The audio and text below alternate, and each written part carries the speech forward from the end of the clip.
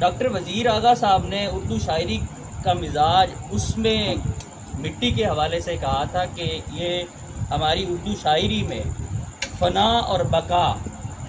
کے استعارے کے طور پہ سملٹینیسلی ایک ہی وقت میں استعمال ہوا روایتی طور پر۔ اور اگر آپ غور سے اس غزل کو دیکھیں تو اس میں بھی انہوں نے کوشش کی ہے کہ اسے فنا کے طور پہ بھی، بقا کے طور پہ بھی، زندگی کے طور پہ بھی اور موت کے طور پہ بھی استعمال جو ہے وہ کرنے کی کوشش کی۔ ہم یہ دوسری غزل ہے اپنا سمیع صاحب کی۔ سمیع صاحب اب میرا خیال ہے کہ غزل اس طرح کی لکھنے لگے ہیں کہ وہ ایک استعارہ تراشتے ہیں یا ڈھونڈتے ہیں اور اس کو مختلف پہلوؤں سے، مختلف زاویوں سے اس کو برتنے کی جو ہے وہ غزل میں کوشش کرتے ہیں۔ اب اس میں بہت سی باتیں دوستوں نے کر دی، زیادہ گفتگو تو لمبی چوڑی میں نہیں کروں گا، جس طرح سر کہہ رہے ہیں کہ ابھی مشاعرہ بھی ہے۔ جس موضوع کی طرف توجہ دی جا سکتی ہے یا جس پہ بات کی جانی چاہیے یا بات کی جا سکتی ہے اس موضوع وہ عظمت انسان ہے۔ شاید اس طرف جو ہے دوستوں نے بہت کم جو ہے وہ توجہ کی ہے۔ عظمت انسان کہیں یا اس کو ایوب صاحب بیٹھے ہیں، ڈارون کی تھیری وہ جو ہے اوریجن آف سپیشیز جو ہے یا تھیری آف ایوولوشن کے حوالے سے آپ بات کریں۔ چونکہ سمیع صاحب مذہبی آدمی ہیں تو بہتر ہے کہ ہم اسے عظمت انسان کے حوالے سے جو ہے وہ اس پہ جو ہے وہ بات کریں۔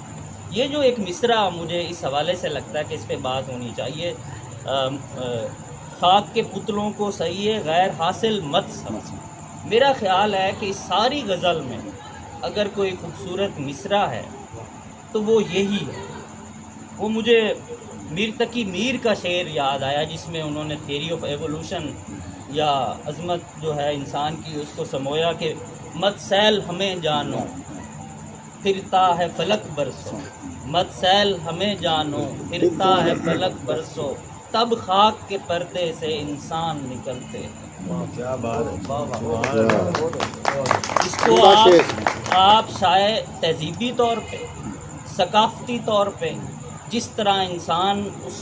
ترقی کر کے اس سطح تک پہنچا اس زاویے سے دیکھیں یا اس کو دوسرے زاویے سے ایوولوشن کی نگاہ سے دیکھیں تو یہ مصرع جو ہے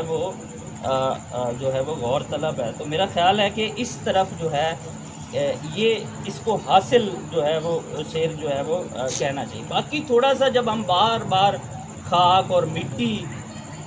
کی بات کرتے ہیں تو اس میں پھر ایک جو نیشنلزم جو ہے، جو حب الوطنی کا ایک تصور ہے، میں اس حب الوطنی کے تصور کی بات نہیں کر رہا جو ریاستی بیانیے کے ساتھ جڑا ہو یا جس کا ہم ان دنوں شکار ہیں، میں اس کی بات نہیں کر رہا، میں مٹی سے جڑت کی جو ہے وہ بات کر رہا ہوں۔ سینس آف نیشنلزم جو بہت زیادہ ہو گیا، اور میرا سینس آف نیشنلزم جو ہے وہ یہی ہے۔ میں اکثر کہتا ہوں جب مجھ سے طالب علم پوچھتے ہیں کہ یہ نیشنل اسپرٹ آف نیشنلزم کیا ہے، حب الوطنی کا جذبہ کیا ہے، تو میں کہتا ہوں کہ آپ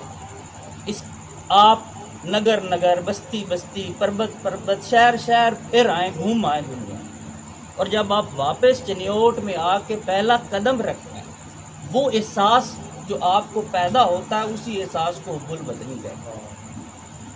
اور غریب الوطنی بھی وہی ہے کہ جب آپ ان لوگوں سے، ان اپنے لوگوں سے دور ہوں جن سے آپ کی جڑت۔ تو میرا خیال ہے کہ مٹی جو ہے اس میں اگر آپ غور کریں تو کہیں نہ کہیں ایک استعارے کے طور پہ حب الوطنی یا نیشنلزم کا جو استعارہ ہے اس کے ساتھ بھی کہیں نہ کہیں سمیع صاحب جو ہے وہ انہوں نے جوڑنے کی جو ہے وہ کوشش جو ہے وہ کی ہے۔ بلکہ آج کل جس طرح چل رہا ہے حالات تو اس سے خاک کے حوالے سے، مٹی تو نہیں، مجھے کچھ شعر جو ہے وہ یاد آ رہے تھے پروین شاکر کے کہ وقت سے ہے کوئی شکایت نہ افلاک سے ہے، وقت سے ہے شکایت نہ کوئی افلاک سے ہے، یہی کیا کم ہے کہ نسبت مجھے اس خاک سے ہے، یہی کیا کم ہے کہ نسبت مجھے اس خاک سے ہے، خواب میں بھی تجھے بھولوں، خواب میں بھی تجھے بھولوں تو روا رکھ مجھ سے، خواب میں بھی تجھے بھولوں تو روا رکھ مجھ سے، وہ رویہ جو ہوا کا خس و خاشاک سے ہے، وہ رویہ جو ہوا کا خس و خاشاک سے ہے۔ تو بہرحال اس میں جو حب الوطنی کا ایک جذبہ ہے وہ نظر آتا ہے، اور اس حوالے سے دیکھنا چاہیے۔ باقی دوست اور بات کریں تو پھر شاید کوئی بات میں اور ایڈ کر دوں، تو بہت مہربانی ہوگی۔ جی کوئی